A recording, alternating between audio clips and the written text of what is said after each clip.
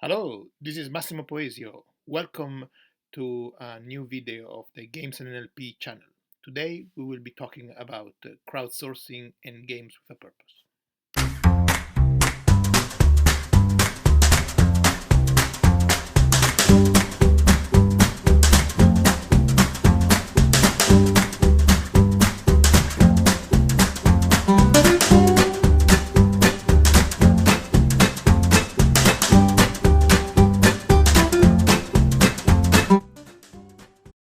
In this video, we're going to talk about labeling data using web collaboration, also known as crowdsourcing, and in particular how games are used for this purpose.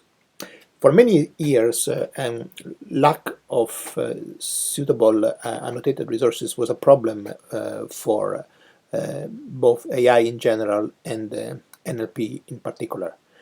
Crowdsourcing has greatly alleviated this problem. Crowdsourcing is the idea that for certain tasks, at least, the collective judgment or collective wisdom, as it's sometimes called, of many collaborators, naive collaborators, can be as accurate or even more accurate than the judgment of a single or of a few experts. The project that perhaps did the most to bring crowdsourcing to the attention of the world is Wikipedia, the online encyclopedia created through the activities of hundreds of thousands of volunteers. Wikipedia quickly grew into by far the largest existing encyclopedia, covering an amazing range of facts and in multiple languages. The success of Wikipedia inspired a form of crowdsourcing called citizen science. Citizen science projects such as Galaxy Zoo or Foldit demonstrated the willingness of hundreds of thousands of enthusiasts to support the work of scientists by labeling the data that they collect. In artificial intelligence, citizen science was pioneered by a group from MIT involving Marvin Minsky, Push Singh, and Katrin Avasi, who developed a platform called Open Mind Common Sense. Open Mind Common Sense is used to collect common sense facts, the kind of facts that humans know about but are not found necessarily in encyclopedias, facts such as chocolate is a dessert or chocolate is sweet. The facts thus collected were used to create a knowledge base called ConceptNet, which is one of the largest knowledge bases available to AI researchers and is widely used in a number of projects. We in this channel are actively involved in the creation of citizen linguistics platform called Language Arc that we will cover in following videos. A second form of crowdsourcing has also been extremely successful. This is online collaboration in exchange of financial payment, also known as microtask crowdsourcing. The best known platform for this kind of crowdsourcing is Amazon Mechanical Turk. Amazon Mechanical Turk allows users, people who have an interest in getting data labeled, to set up tasks, so-called HITs, Human Intelligent Tasks, in which workers provide different type of labels or indeed can also sometimes create data. Amazon Mechanical Turk and similar platforms allow NLP and AI researchers to label small and medium size amounts of data quickly and cheaply. A 2008 paper by Snow et al. Showed that data labeled this way could achieve the same quality as data labeled by experts, provided that enough workers were involved and a suitable aggregation method was used.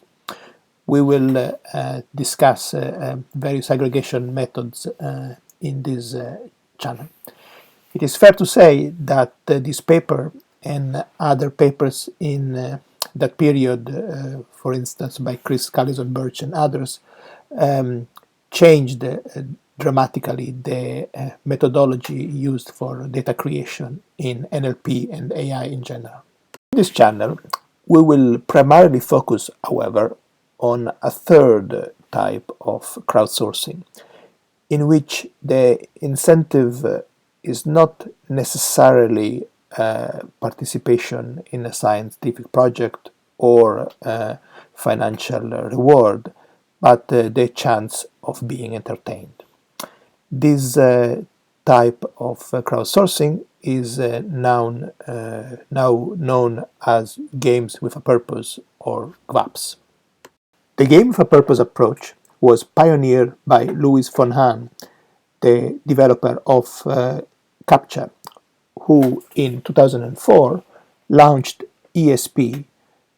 ESP is possibly not the first game with a purpose, but is certainly the one that has attracted the most attention and has proven most influential.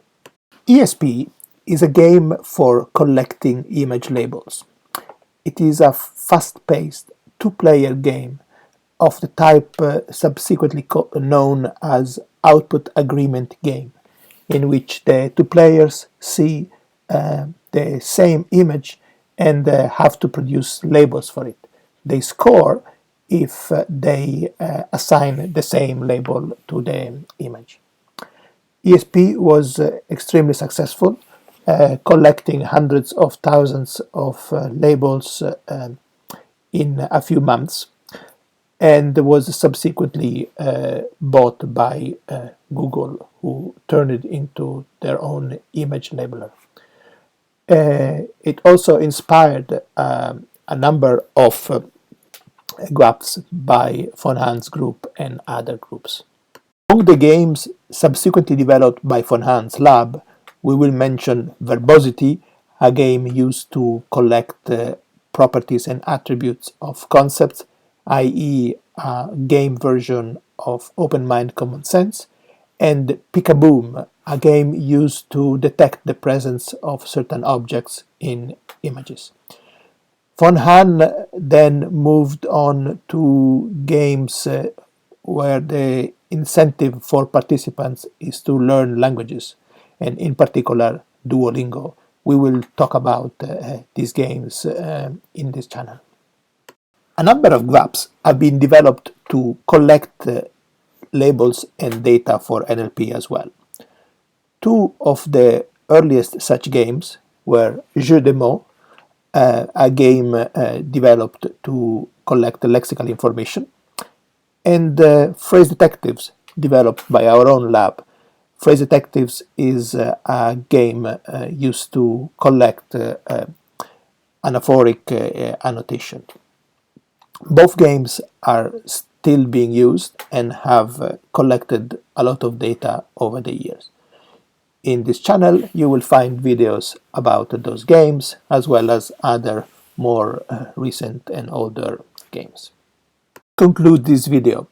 If you liked it, don't forget to subscribe, as new videos will appear at least once a week.